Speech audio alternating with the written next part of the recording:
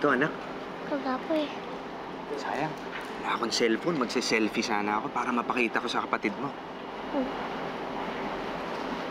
Daddy, may gusto po sana akong sabihin sa inyo.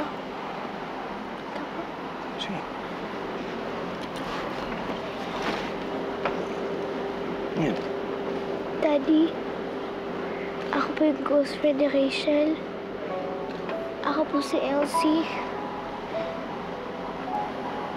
Ikaw yun? Opo. Pero po hindi ko po sinabi sa kanya magkapatid po kami.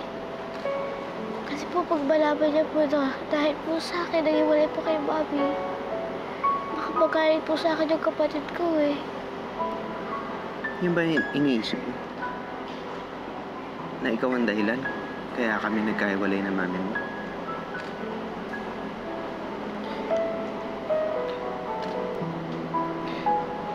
Huwag mo isipin yun. Hindi mo kasalanan yun.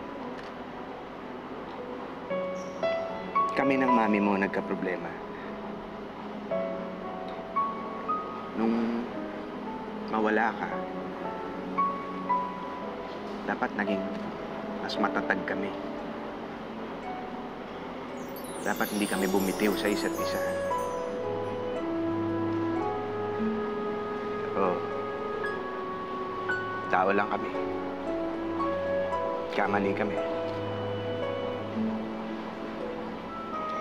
Pero wag mong iisipin na ikaw may kasalanan.